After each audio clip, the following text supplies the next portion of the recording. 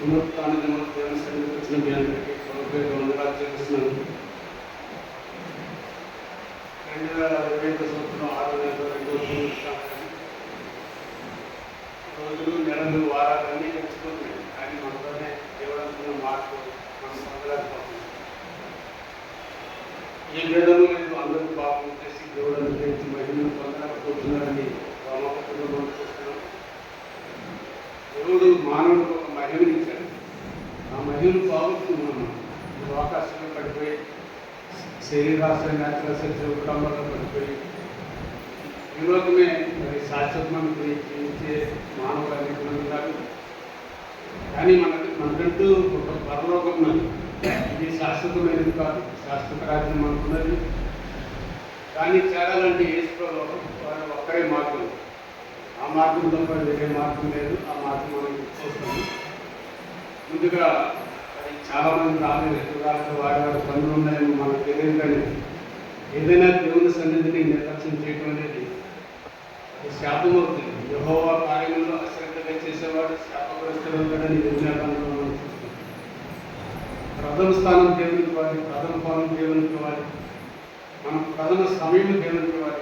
దేవుడు మనం జీవిస్తారు, ఆశీర్వదిస్తారు. ఒక పాట పల్లవి చరణం పాడుతున్న ముందు సంవత్సరం 827వ పాట పాడుతున్నాను. 827.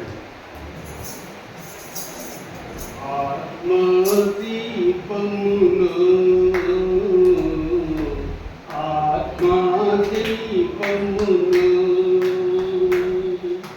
వెలిగించు యేసు ప్రభువు, వెలిగించు యేసు ప్రభువు.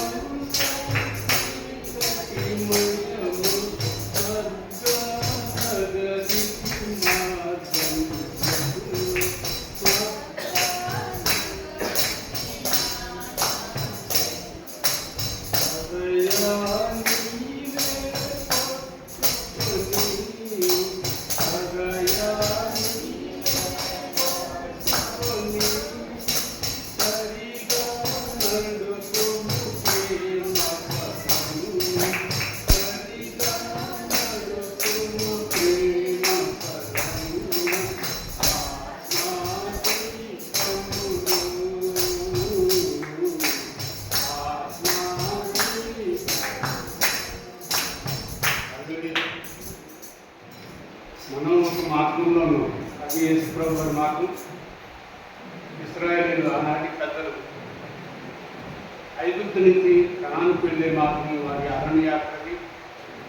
మనం జీవిస్తున్న ఈ లోకం కూడా అరణ్యం లాంటి అరణ్యంలో మనం జీవిస్తున్నాం. కానీ మన పౌరస్థితి పరలోకంలో మనం ఎప్పుడు గుర్తుపెట్టుకోవాలి. మనకి ఈ లోకంలో ఆధార్ కార్డు, పాన్ కార్డు, ఆ కార్డు, ఈ కార్డు ఉండేది. అది పరలోకానికి కార్డు మనం సంపాదించుకున్నాం. పరలోకానికి వెళ్ళే మార్గం దేవుడు మనకు సిద్ధపరుచుకుంటాడు. కానీ దానిలో మనం నడవబడుతున్నాం లేదా లేదు. మార్గం అనే మాటను బట్టి మనం మాట్లాడుతున్నాం. ఆదికాండం సత్యకులంగా వాక్యంలోకి ఆదికాండము 28వ అధ్యాయం 28 బట్టి చదువు. ఆదికాండం 28. నేను తిరిగి నా తండ్రి ఇంటికి క్షేమంగా వచ్చినట్లు దేవుడు నాకు తోడయ్యండి. నేను వెళుతున్నాను. ఈ మార్గంలో నన్ను కాపాడి తినుటకు ఆహారమును, ధరించుకున్నటకు వస్త్రములను నాకు దయచేసిన ఎడల యెహోవాకు నాకు దేవుడై ఉండనని చెప్పాను. యాకోబు గారు చాలండి. యాకోబు గారు మనకు తెలుసంత అబ్రాహాముకి వాగ్దానం పుట్టినని ఇస్సాకు 3 సంవత్సరాలు పుట్టారు. ఇస్సాకు రెబ్కాలకు 2 కుమారులు ఈసావు, యాకోబు. యాకోబు చిన్నవాడు అయినా కానీ దేవుని ఆశీర్వాదాలు పొందుకుని యాకోబు సంతతిని, యాకోబుని ఇశ్రాయేల్గా మార్చి మనందరూ ఇప్పుడు ఇశ్రాయేల్ జనంగా ఉన్నాం.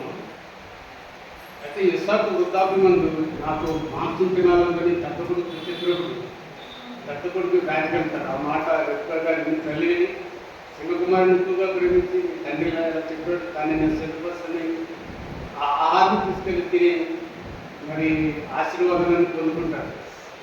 ఈసవ పాపంతో అన్నం తప్పడానికి ప్రయత్నం చేస్తున్న సమయాల్లో మరి రెప్పా గారు కుమారుని ఇద్దరిని ఒకసారి నేను పోగొట్టుకోవడానికి మా అన్నయ్య అన్నాడు లాభాన్ని ఆయన దానికి అనుకున్నప్పుడు ఆయన వెళుతుండగా మార్గంలో జరిగిన సంఘటన ఇది.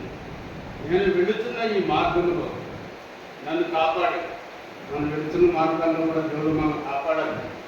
మన సంచారాన్ని దేవుడు లెక్క పెడుతున్నాడు. నువ్వు ఎక్కడికి వెళ్తున్నావో ఎక్కడికి వెళ్తున్నావు మరి నేను నిశ్చితం కూర్చుండగా సమస్తం పరిశీలన చేస్తున్నాడని 39వ కీర్తన మనం చూస్తాం. యాకోబు గారు వెళ్ళినప్పుడు ఆయన ప్రార్థన చేసుకుంటాడు దేవుడు. అప్పుడే దశభాగం మొదలైంది. నేను తిరిగి క్షేమంలో వస్తే నీకు దశభాగం ఇస్తానని దేవుడితో వాగ్దానం చేసుకుంటాడు. యాకోబుని ఇశ్రాయేలుగా మార్చి ఇశ్రాయేలు 12 మంది సంతానం నుంచి మరి ఆ 4వ గోత్రమైన యూదా గోత్రం నుంచి యేసుప్రభుని లోకానికి రావడానికి మార్గం సుగమమైంది.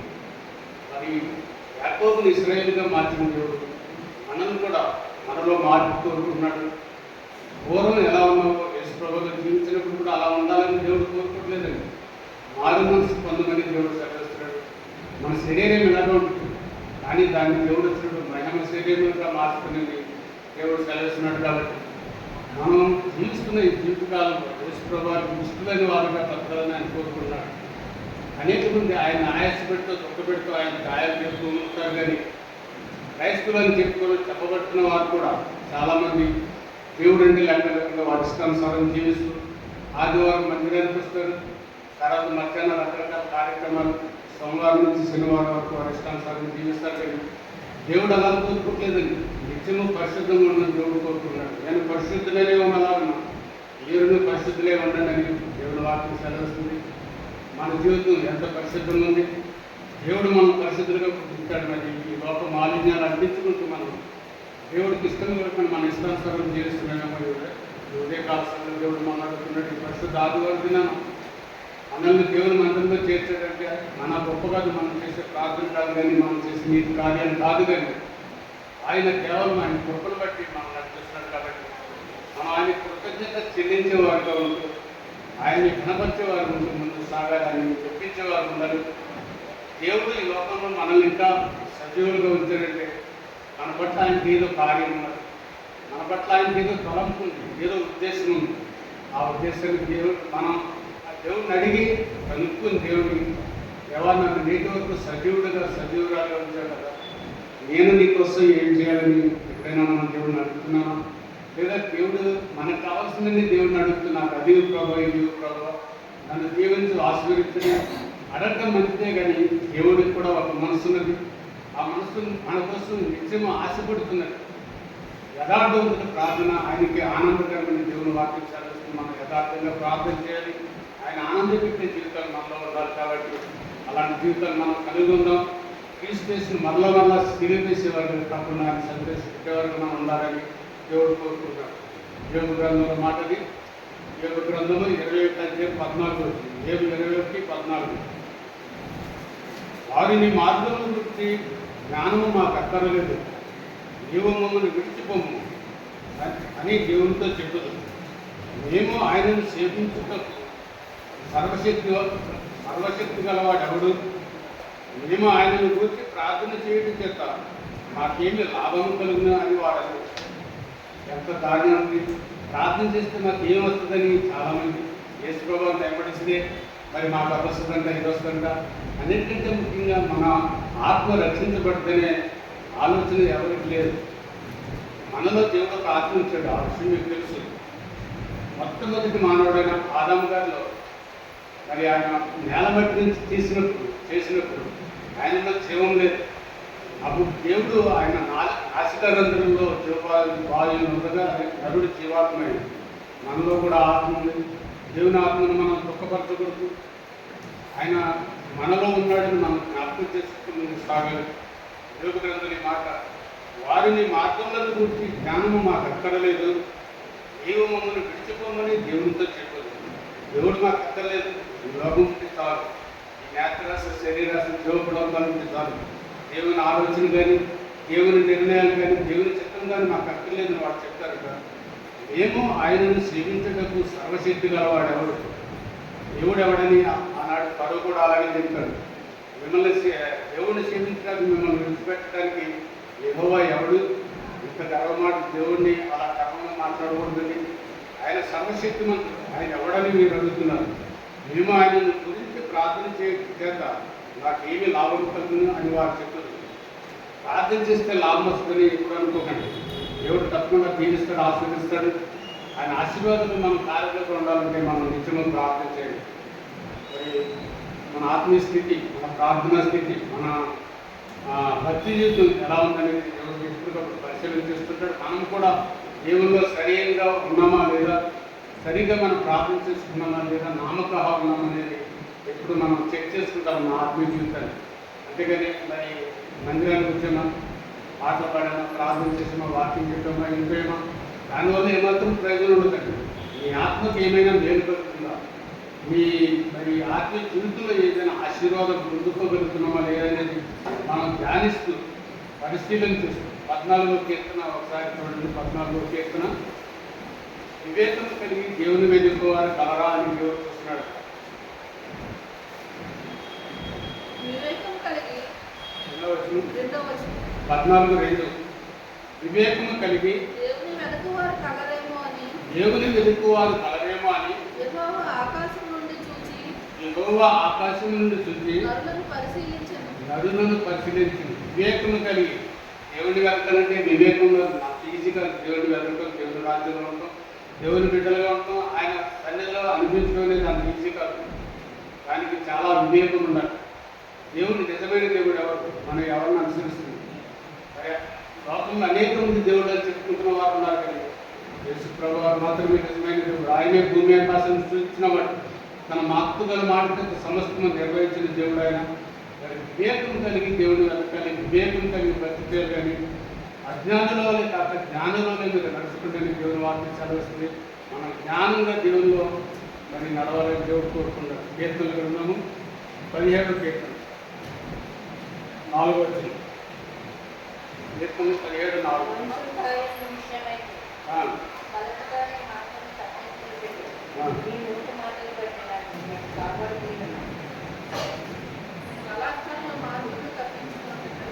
బలాత్కారుల మార్గము తప్పించుకున్నట్టుగా ఈ నోటి మాటలు బట్టి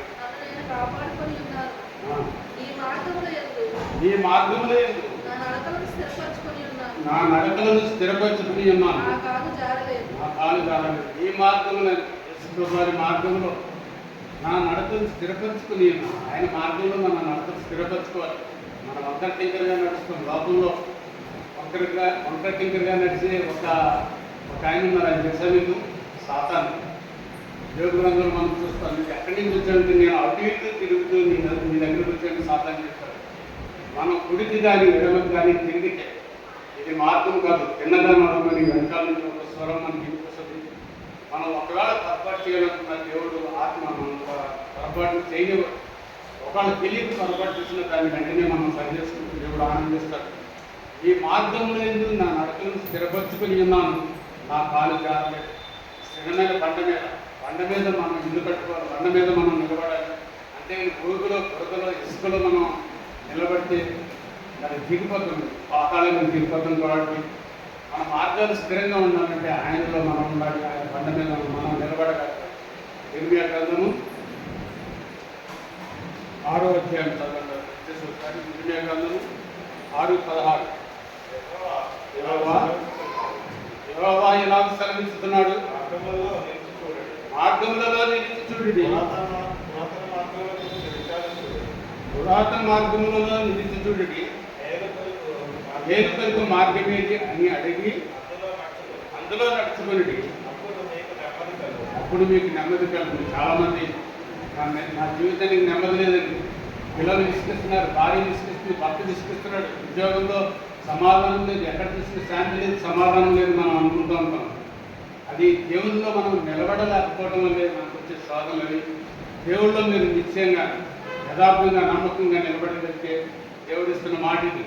యెహోవా ఎలాగో సెలవిస్తున్నాడు, మార్గంలోనే నిలిచుచుండి, మంచి మార్గంలో నిలుచుడి, పురాతన మార్గములను గురించి విచారించుడు, మేలు కలుగు మార్గం ఏదని అడిగి అందులో నడుచుకుడు. మేలు కలిగే మార్గాన్ని మనం అడగాలి, పెద్దలు అడగాలి, పాస్టర్ గారిని అడగాలి, తెలిసిన వారిని అడగాలి. మేలు కలిగే మార్గం ఏదని మార్గం ఏదని అడిగి అందులో నడుచుకొని అప్పుడు మీకు నెమ్మది కలుగుతుంది. మేలైన మార్గం యేసు ప్రభు మాత్రమే, ఆ మార్గం తప్ప మరొక మార్గం లేదు. నేనే మార్గము సత్యము జీవమని దేవుడు సెలవించాడు. నా ద్వారా తప్ప తండ్రి ఎత్తుకు ఎవరు చేరలికి సెలవించాడు. నేనే అని చెప్పగల ధైర్యము సాహసం కలిగిన దేవుళ్ళని చెప్పుకున్న వాళ్ళు ఎవరు లేరండి. యేసు ప్రభు తప్ప ఎవరు ఆ మాట చెప్పలేకపోయారు. నేనే అని చెప్పిన వాళ్ళు ఆయన ఒక్కడే. అనేక మంది దేవుళ్ళని పేరు పెట్టి భావాలని రకరకాలు చేస్తున్నారు. కానీ నిజమైన దేవుడు, నిత్య సత్యదేవుడు యేసు ప్రభువు. ఆయన సర్వము సృష్టించినవాడు, సర్వశక్తిమంతుడు, సకల సృష్టికి ఆధారభూతుడైన యేసు ప్రభువును మనం వెంబడిస్తున్నాం. కాబట్టి సింహపు పిల్లలు లేమిగలవై ఆకలి కొట్టా కానీ నా తెలియలేనడు ఆకలి కొనని దేవుడు వాటిని సెలవుస్తుంది. కాబట్టి మనం దేవునిలో యథార్థంగా నమ్మకంగా కొనసాగుతుంటే దేవుడు మనం జీవిస్తాడు, ఆశీర్వదిస్తాడు. దేవుల్లో ఉంటున్నాం అనుకుంటేనే మన ఇష్టానుసారం జీవిస్తే అది శాతానికి గురవుతుంది కానీ ఆశీర్వాదం ఇప్పుడు కాదు. కాబట్టి ప్రియమైన దేవుని సంగమ దేవుని బిడ్డలారా, మన ఆత్మీయ స్థితి ఎలా ఉంది? దేవునితో యథార్థంగా నమ్మకంగా మనం కొనసాగుతున్నామా? దేవుడిచ్చే దీవుల ఆశీర్వాదాలు మనం పొందగలుగుతున్నామా? దేవుల్లోనే ఉంటున్నామని చెప్పుకుంటూ మోసపోతూ అది దేవుడు అబద్ధమాడటం ఆయన నడుపు కాదు. ఆయన చెప్పింది నెరవేర్చుకొని చేసే దేవుడు. కాబట్టి మన కార్యం సఫలం అవ్వాలంటే, మనకు ఆరోగ్యం ఉండాలంటే, ఆర్థిక ఇబ్బందులు లేకుండా ఉండాలంటే, కలపలు సమస్యలు లేకుండా ఉండాలంటే నిత్యము దేవునితో మనం సహవాసం కలిగి ఉండాలి. ఏదో ఆదివారం సేపు మందిరంలో కూర్చుని వెళ్ళిపోతే అది ఆశీర్వాదం అనిపించదు. పైగా అది ఆత్మీయ జీవితం కాదు. నిరంతరం ఆయనతో అనుక్షణం అనుదినం ఆయనతో సహవాసం కలిగి ఆయనతో మనం మరి ధ్యానించగలిగితే దేవుడు మనకు సహాయం చేశాడు. మార్కు సువార్త 10:17 ఒకసారి చదువు. మార్కు సువార్త 10వ అధ్యాయము 17. ఆయన బయలుదేరి మార్గంలో కూర్చుండగా ఒకడు పరిగెత్తుకుని వచ్చి ఆయన ఎదుట మాట్లాడండి, సద్బోధకుడా, నిత్య జీవములకు వారసుడున్నట్టుకు నేను ఏమి చేయదునని ఆయన అడిగాడు. నిత్య జీవములకు వారసుడు అవ్వాలంటే ఏం చేయాలి మనందరికీ తెలుసు. ఆయనలో విశ్వాసం ఉంచాలి. విశ్వాసం ఉంచడం ద్వారా మనం వినడం వల్ల విశ్వాసం కలుగుతుంది. విశ్వాసం దేవుని మాట వల్ల కలుగుతుంది. జ్ఞాపకం చదవస్తుంది. మరి నిత్య జీవానికి వారసులు అవ్వాలి. మనం ఈ లోకంలో జీవించినంత కాలం ఈ జీవితం కాదండి. నిజమైన జీవితం, అసలైన జీవితం మనకున్నది. యుగయుగాలు తరతరాలు దేవునితో జీవించే బాధ్యం పరలోక పట్టణం. ఈ పౌరస్థితి, మన పౌరస్థితి పరలోకం ఉందని మనం ఇప్పుడు గ్రహించుకుంటూ దాన్ని జ్ఞాపకం చేసుకుంటూ ఉండాలి.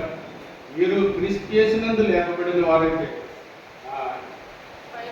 పైన వాటిని వెనకని కొలసి పత్రిక 3వ వచనంలో మనం చూస్తాం. మనం దేవునిలో లేపబడ్డామా? దేవుడు మన పాపాలు, మన అపరాధాలు క్షమించి మనం పెరిగేలా దేవునిలో యథార్థంగా ఉన్నామా? మన పౌరస్థితి పరలోకం ఉంది. చాలామంది బైబిల్ పండితులు పెద్దలు చెప్పారు ఏంటంటే, ఈ లోకంలో జీవించినంతకాలం జీవిస్తాం. ఒకవేళ దేవుడు మన యాత్ర ముగిస్తే మనం ఎక్కడుంటాం అనేది ఇప్పుడే మనకు తెలుసు. తెలుసా? అందరికీ నిశ్చయితుందా? నేను ఒకవేళ దేవుళ్ళు మరణిస్తే దేవుని సన్నిధిలో కన్ను తెరుస్తానని నిశ్చేత మనలో ఉండాలి. నేను పరలోకానికి వెళ్తానని నిశ్చేత మనలో ఉండాలి. కానీ మనోడు చాలామంది చావుకు భయపడి మరి రకరకాల ప్రయోగాలు చేస్తూ ఉంటారు. కానీ అందరికీ మరణం తప్పదు. పుట్టిన ప్రతివాడు మరణించడం తప్పదు. మరణించిన తర్వాత మా జీవితం ఏంటనేది మనం ఇప్పుడే సరి చేసుకోవాలి. నా పౌరస్థితి పరలోకం ఉందని పౌలు గారు చెప్తున్నారు. మనం కూడా మన సిటిజన్షిప్, మన ఆధార్ కార్డు, మన పాన్ కార్డు అన్ని పరలోకంలో ఉన్నాయా? అది ఓన్లీ చేంజ్ ఆఫ్ అడ్రస్ అని బైబిల్ పెద్దలు చెప్తారు. ఒకవేళ మనం ఇక్కడ సంజన ప్యారడైస్ ఇప్పుడు మా అడ్రస్ వెళ్తే ఒకవేళ నేను నిద్రిస్తే దేవుడిలో ఉంటే దేవుడు అడ్రస్ పరలోకం. అలాంటి నిశ్చయత, అలాంటి అనుభవాల్లో మనం ఉండాలని దేవుడు కోరుకుంటున్నాడు. లూకా సువార్త 1వ అధ్యాయం 76-77 వచ్చిన. లూకా సువార్త 1వ అధ్యాయం 76 నుంచి. మరియు ఓ శిశువా, నీవు సర్వోన్నతిని ప్రవక్త అనబడదు. మన దేవుని మహావాత్సల్యమును బట్టి వారి పాపములను క్షమించడం వలన తన ప్రజలకు రక్షణ జ్ఞానము ఆయన అనుగ్రహించినట్టు ఆయన మార్గమును సిద్ధపరచుటగా నీవు ప్రభువునకు ముందుగా నడుతూ మన పాదములు సమాధాన మార్గంలో నడిపించినట్లు చీకటిలోను మరణ ఛాయలోను కూర్చుండి వారికి వెలిగించటకే. ఇది యోహాను గారి గురించి రాయబడింది. బాప్తిస్మం ఇచ్చే యోహాను, అలాగే శిష్యుల్లో యోహాను ఇక్కడ ఉన్నారు. ఇది బాప్తిస్మం ఇచ్చే యోహాను గారి గురించి. యేసు ప్రభువారి కంటే 6 నెలల ముందుగా ఈ లోకానికి వస్తాడు. ప్రభు మార్గాన్ని ఆయన సిద్ధపరుస్తాడు. నా వెనుక నేను నీళ్లలో మీకు బాప్తిస్మం ఇస్తున్నాను, కానీ నా వెనుక వచ్చేవాడు నీళ్లలోను పరిశుద్ధాత్మలోను మీకు బాప్తిస్మం ఇస్తారని ప్రకటించిన యోహాను గారైనా. మరి ఆయన బుద్ధిగానే పరిచయం చేస్తారండి, కానీ ఫైరింగ్ ప్రాఫిట్ అంటారు ఆయన్ని. మరి అందరినీ సర్పసంతానం రాబో కృతను మరి తప్పించుకోవడానికి బుద్ధి చెప్పిన వాడు ఎవరైనా ఆనాటి శాస్త్రులు పరిశీలన ప్రశ్న రాస్తారు. ఆయన గురించి ఆయన తండ్రి అయిన జకరియా గారు పలికిన మాటలు, మరియు శిశువ నీవు సర్వోన్నతిని ప్రవక్త అనబడుతుంది. సర్వోన్నతిని ప్రవక్త. యెహోవా తమకు దేవుడుగా గల జనులు ధన్యులు, యెహోవా తనకు స్వాస్థ్యంగా ఏర్పాటు చేసిన జనులు ధన్యులని కీర్తనలో మనం చూస్తాం 33:12. యెహోవా తనకు ఏర్పాటు చేసుకున్న జనులు ధన్యులు. మనం అందరం ఆయన బిడ్డలుగా మనం చేసుకున్నాడు. మన ఎంతో ధన్యులం. ఓ ఇశ్రాయేలు, ఈ వాక్యం ఎంత గొప్పది. యెహోవా విమోచించిన నిన్ను పోలిన వాడు ఎవరైనా పరిస్థితి మనలాంటి భాగ్యం ఎవరికి లేదండి. అది మనం గుర్తించగలగాలి. ఓ ఇశ్రాయేలు, నీ భాగ్యం ఎంత గొప్పది. యెహోవా విమోచించిన నిన్ను పోలిన వాడు. నీలాంటి మనిషి, నాలాంటి మనిషి ప్రపంచంలో ఎవరు ఉండరు. ప్రపంచంలో 800 కోట్లకు పైగా జనాభా ఉన్నారు. అందరిలో నిన్ను ఒకసారి పరిశీలన చేసుకుంటే మన వేలు ముద్దలు కానీ చేతులు ఉన్న వేతలు కానీ ఏ ఒక్కరితో సరిపోల్చండి. దేవుడు నిన్ను నన్ను అంత ప్రత్యేకంగా చేశాడు దేవుడు. అది దేవుడికి మనం ఏ ఇవ్వగలుగుతున్నాం? శవాన్ని ఇచ్చి, ఈ శరీరాన్ని ఇచ్చి, ఈ జీవితాన్ని ఇచ్చిన దేవుడికి మనం కృతజ్ఞత కలిగి ఉన్నామా? లేదా వారు అడిగినట్టుగా ఎవడు అని మనం అడుగుతున్నామా? దేవుడిని కలిగి ఉన్నామని మనం చెప్తూనే ఈ ఆకాశంలో మునుగుపోతే దేవుడు ఆనందించి దేవుడు కాడు. కానీ దేవుడికి మనం ప్రథమ స్థానం ఇవ్వాలి. దేవుడిని గౌరవించాలి. మనం ఇచ్చిన వాటి నుంచి దేవుడికి మనం ఇస్తూ ఉండాలి. ఈ యోహాను గారు మాట్లాడుతున్న మాటలు, తండ్రి చక్కరయ్య గారు మాట్లాడుతున్న మాటలు, మన దేవుని మహావాత్సల్యమును బట్టి వారి పాపమును క్షమించడం వలన తన ప్రజలకు రక్షణ జ్ఞానము అనుగ్రహించినట్లు ఆయన మార్గంలో సిద్ధపరచుటగా నీవు ప్రభువుకు ముందుగా నడుస్తుంది. ఆయన మార్గంలో సిద్ధపరచుటగా నీవు ప్రభువులకు ముందుగా నడుస్తుంది. మరి రాజ్యవ్యాప్తిలో, దేవుని రాజ్య సువార్తలో మనం ఏమైనా పాల్గొ పొందుతున్నామా? మనం ఈనాటి వరకు సజీవులుగా సంపూర్ణంగా ఉన్నామంటే దేవునికి ఏమైనా మనం చేయగలుగుతున్నామా? దేవునికి ఏమైనా ఇవ్వగలుగుతున్నామా? దేవుడు అడుగుతున్నాడు. ముఖ్యంగా సామెతలు 23:26 ఆ మాట ఉంటుంది, నా కుమారుడా నీ హృదయం నాకు ఇమ్మని. మన హృదయం ఆయనకి ఇస్తే ఆయన చాలా దేవుడు అన్నాడు. తిరిగి నలిగిన హృదయమే యెహోవాకి ఇష్టమైన ఫలిని మరొక చోట మనం చూస్తాం. హృదయాన్ని ముందుగా దేవుడు సమర్పించు. అప్పుడు దేవుడు మనం ఏం చేయాలో మనకు మార్గం తెలియజేస్తాడు. ఈ యోహాను గారు ఆయన తండ్రి చెప్పాడు, ఆయన మార్గాన్ని సిద్ధపరుస్తారని.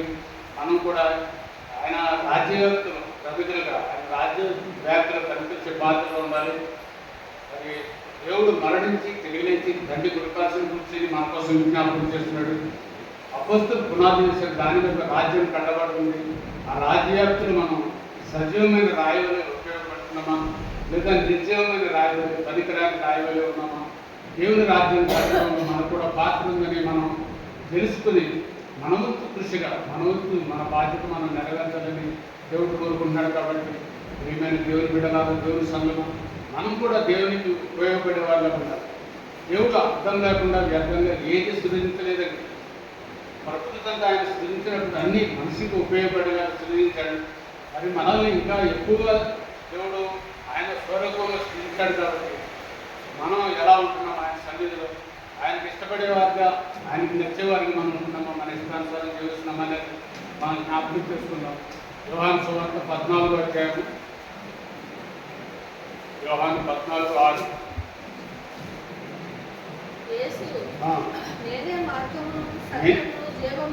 నేనే మార్గమును సత్యమును జీవమును, నా ద్వారా తప్ప ఎవడునూ తండ్రి యొద్దకు రాడు. మీరు నన్ను ఎరిగి ఉంటే నా తండ్రిని ఎరిగి ఉందురు. ఇప్పటి నుండి మీరు ఆయన ఎరుగుదురు. ఆయన చూసి ఉన్నారని చెప్పారు. చాలమ్మా. పై మాట మనం చూస్తే నేను వెళ్ళి మీకు స్థలం సిద్ధపరిచిన ఎడల 3వ వచనం చదువుతున్నాను. సిద్ధపరచ వెళుతున్నాను. నేను వెళ్ళి మీకు స్థలం సిద్ధపరిచిన ఎడల నేనున్న స్థలంలో మీరుండులాగున మరలా వచ్చిన ఎదురుటకు మిమ్మల్ని తీసుకుని పోదు. నేను వెళుతున్న స్థలంలో మీరుండనట్లు మరలా వచ్చిన ఎదురుటకు మిమ్మల్ని తీసుకుని పోదును. నేను వెళుతున్న స్థలంలో మార్గం మీకు తెలియనని చెప్పాను. అందుకు తోమా, ప్రభువా, ఎక్కడికి వెళుతున్నావో మాకు తెలియాలి, ఆ మార్గం ఎలాగో తెలియని ఆయన అడుగుకోవాలి చెప్పిన మాట. నేనే మార్గము సత్యము జీవము. ప్రభు మరణాన్ని గురించి మృతుడై మృత్యుంజయుడై సజీవుడై తండ్రి కుటుంబాన్ని కూర్చుని మన కోసం సిద్ధపాటు అలా నూతన యెరూషలేము పట్టణాన్ని సిద్ధపరుస్తున్నట్టు చూడండి. మీ హృదయం నుండి కలవరపడని 14 ఒకటి. దేవుని యందు విశ్వాసం ఉంచుతున్నారు, నా యందు విశ్వాసం ఉంచండి.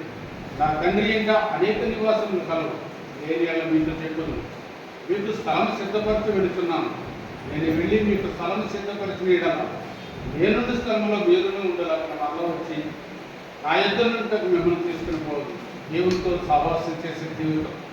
ఈ లోకమంతా మరి నేత్రాశ శరీరాశ జీవగర్భాలతో కూడింది. అక్కడ ఆకలి దప్పులు ఉండవు. ఆ నూతన యెరూషలేము పట్టణం దేవుడు మన కోసం సిద్ధపరుస్తున్నాడు. నేనుండే స్థలంలో మీరుండేలాగా నేను మరలా వచ్చి మిమ్మల్ని తీసుకువెళ్తాను దేవుడు సెలవిస్తున్నాడు. అతి త్వరలో దేవుడు రానన్నాడు. కాబట్టి ఆయన రాకడ గుర్తులు నెరవేరుతున్నాయి. భూకంపాలు, భయోత్పాతాలు, యుద్ధాలు అన్నీ జరుగుతున్నాయి. ఎప్పుడు వస్తారని మనకు తెలియదు. కాబట్టి ఇంకా దేవుడు ఆలస్యం చేస్తున్నాడని మనం అశ్రద్ధ చేయకుండా మన ఆత్మీయ జీవితాన్ని మెరుగుపరుచుకుంటూ ఆయన ఇష్టంగా జీవించడానికి మనం ప్రయత్నం చేయాలి. నేనే మార్గము సత్యము జీవనని దేవుడు సెలవించడానికి ఆయన మార్గంలో ఉన్న మనం అందరం ధన్యులు. అయితే ఆయన చెప్పినట్టుగా నడుస్తూ ఆయన ఇష్టలైన బిడ్డలుగా, ఆయన ఇష్టలైన కుమారుడుగా మనం ఉండాలని దేవుడు ఆశపడుతున్నాడు. కాబట్టి అట్టి కృప మనం కలిగి ఉంటాము. అపోస్తల కార్యాలు ఒక మాట చూడండి. అపోస్తల కార్యాలు 24:14-15. ధర్మశాస్త్రమందు ప్రవక్తల గ్రంథమందు రాయబడిన నమ్మి నీతిమంతులకు అనీతిమంతులకు పునరుత్థానం కలుగబోతుందని నిరీక్షించినట్టు నేను కూడా దేవుని నిరీక్షించి వారు మతభేదమని పేరు పెట్టి ఈ మార్గమున నా పితృల దేవుని సేవించుతున్నానని తమ ఎందుకు ఒప్పుకొంటున్నాను. వాళ్ళుగా చెప్తున్న మాటలు. ఈ మార్గము ఇది మతమని మతభేదమని మన భారతదేశ ప్రజలు అనేక చెప్తున్నారు. ఇది మతం కాదు. దేవుడు ఇప్పుడు మతం గురించి బోధించలేదండి. ఆయన నేనే మార్గము సత్యము జీవముని సెలవించాడు. మతము మార్చడానికి దేవుడు రావాలని ఇష్టపడవారు. మన మనసులు మారి రూపాంతరం చెందించడానికి ఆయన బోధన ద్వారా, వాక్యం ద్వారా మనం నడిపించడానికి ఆయన వచ్చారు. కానీ మతాలు మార్చడానికి, కులాలు మార్చడానికి కాదని. ఇది క్రైస్తవ్యం అనేది అసలు మతమే కాదు, ఇది మార్గమే అని మనం అందరం గుర్తెరిగి అనేకులకి మనం ఈ మార్గంలో నడిపిస్తే వారు కూడా నడిపిస్తుంది. దేవుడిచ్చే ఆశీర్వాదం దేవుడు పొందుకోవాలని దేవుడు కోరుకున్నాడు. కాబట్టి ప్రియమైన దేవుని బిడ్డలారా, మన పరిస్థితి ఎలా ఉంది? అది మనం అనేక ఆశీర్వాదకరంగా దేవునికరంగా ఉన్నాము. మనం చూసిన వారు మీరు అబ్రాహాము కుమారులు దేవుని పిల్లలని మనం అనుకుంటున్నారా? లేదా క్రైస్తవులు బాగుగా ఉన్నారని విసురుతున్నారా? ఒకసారి జ్ఞాపకం చేస్తున్నాం. ఆఖరిగా ప్రకటన గ్రంథంలో మాట్లాడుతున్నాం చూడండి. ప్రకటన గ్రంథము 15:3. ప్రభువా, దేవా, సర్వాధికారి, ఈ క్రియలు ఘనమైనవి, ఆశ్చర్యమైనవి, యుగోత్తుములు రాజా, ఈ మార్గంలో న్యాయములను సత్యములై ఉన్నవి. హల్లెలూయా. ఈ మార్గంలో న్యాయములు సత్యములు. ఆయన మార్గం సత్యమైన మార్గం, సత్య మార్గం. ఇది ఇందులో అసత్యమేమీ లేదు, మోసాలు లేవు, తగాలు లేవు. మరి యేసు ప్రభు చాలామంది అన్యులు అనుకుంటారు 3 గంటల నుంచి విగ్రహాలు దేవుడని. కానీ ఆయన చేసిన యాగం, ఆయన చేసిన శరీరాలు, ఆయన బలియాగాన్ని ఈ లోకంలో ఎవరు చేయలేరు. ఈ లోకంలో దేవుడు చెప్పబడుతున్న వారు ఎవరైనా సరే మన కోసం ప్రాణం పెట్టారా, అసలు చెల్లించారనేది మనం జ్ఞాపకం చేసుకుంటూ ఉండాలి. ఆయన మార్గములు సత్య మార్గములు, న్యాయ మార్గములు. ఆయనే సత్యము, ఆయనే న్యాయం. మరి ఆయనలో నడుస్తూ మనం కూడా నీతిగా, యథార్థంగా, న్యాయంగా ఉంటూ దేవుని పిల్లలని మనం పేరు తెచ్చుకొని మనల్ని బట్టి అనేకులు దేవుని రాజ్యాన్ని ఇష్టపడే లాగా చేయాలి. అనేకులు ఈ మార్గంలో నడిపించేలాగా మనం ఉండాలి. ఆ సత్య మార్గంలో మనం నడుస్తూ అనేకుల్ని మనం నడిపించడానికి లోకంలో వెలుగుతున్న జ్యోతుల వల్ల మనం ఉండాలని కోరుకుంటున్నాం. కాబట్టి మార్గాలన్నీ మనం ధ్యానించాం కదా, అది నీ మార్గం ఎలా ఉంది, నా మార్గం ఎలా ఉంది? ఊరే కాలంలో దేవుడు ప్రశ్నిస్తున్నాడు, నిజంగా ఆయనలో ఉన్నామా, యథార్థత కలిగి ఉన్నామా, లేదా నామమాత్రంగా ఉంటున్నామా? మన భక్తి జీవితం, క్రైస్తవ జీవితం అనేది మరి ఏదో గుంపులో అలా పుట్టుకుపోయేది కాదు, కానీ ఎవరికి వారు వారి వారి వారి ఆత్మీయ జీవితాన్ని మెరుగుపరుచుకుంటూ చెక్ చేసుకుంటూ దేవుల్లో నేను యథార్థంగా ఉన్నాను, నమ్మకంగా ఉన్నాను, ఈ దినం దేవుని ఇష్టంగా నేను జీవించినా, ఆయనకి కష్టపెట్టాను అనేది ఎప్పటికప్పుడు మనం పరిశీలన చేసుకుంటూ ముందుకు సాగుతూ దేవుడిచ్చిన ఆయుష్కాలాన్ని అనుభవిస్తూ ముందుకు సాగుతూ ఆయనలో మనం మరి ఇంకా అభివృద్ధి చెందుతూ ఆశీర్వాదకరంగా ఉన్నాం. దేవుడి పరిశుద్ధ మాట జీవించుతాను. ఆమేన్.